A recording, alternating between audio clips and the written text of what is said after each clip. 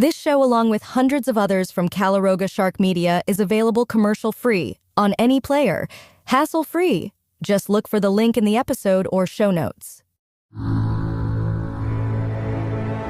Calaroga Shark Media.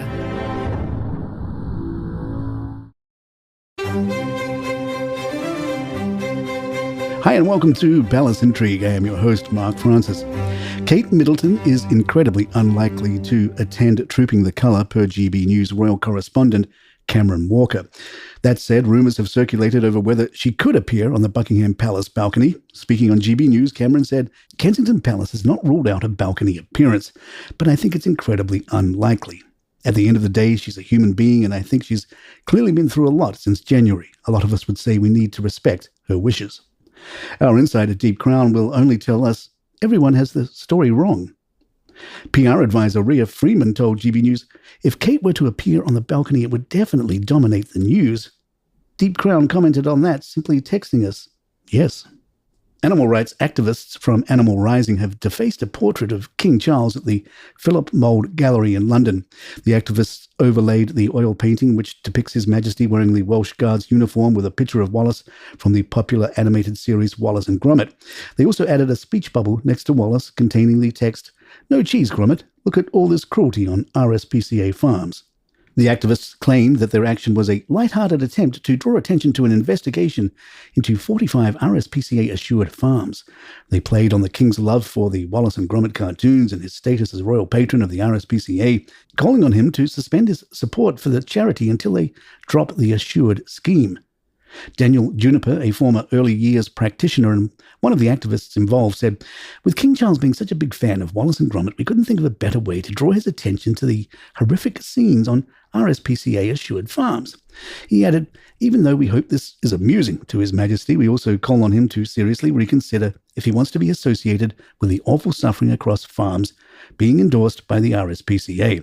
Charles has made it clear he is sensitive to the suffering of animals in UK farms.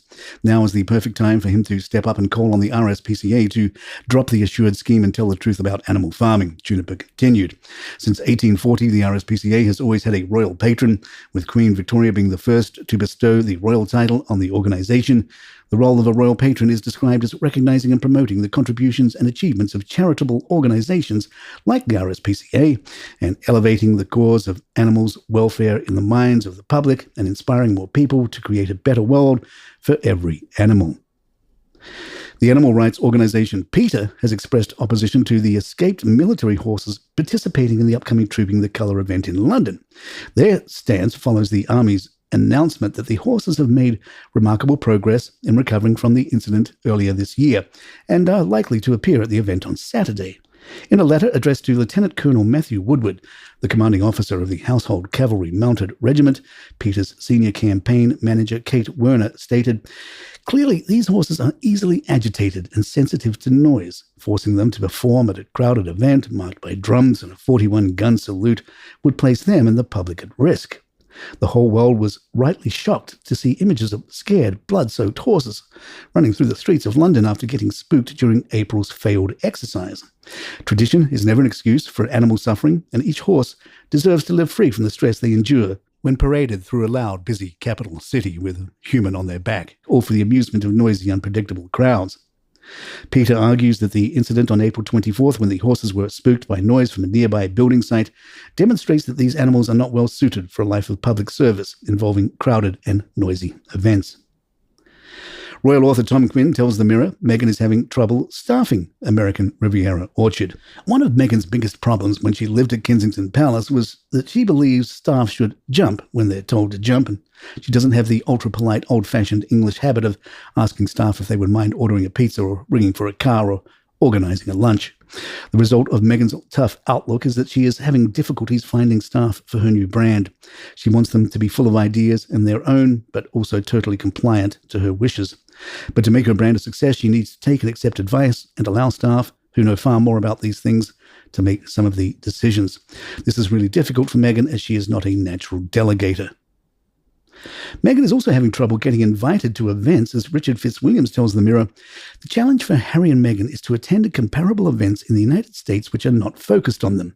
The Met Gala and the Oscars are sort of events they would benefit from being seen at, since they have pretensions to be A-listers.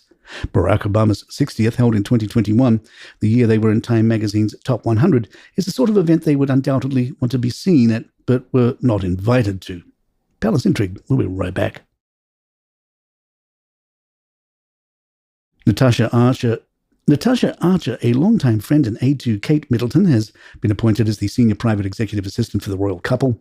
The news came to light after the 36-year-old palace aide updated her LinkedIn profile to reflect her prestigious new role. Archer, who has been working with Kate for 17 years, even before her marriage into the firm, has reportedly been a pillar of strength for the family during the princess's ongoing cancer treatment.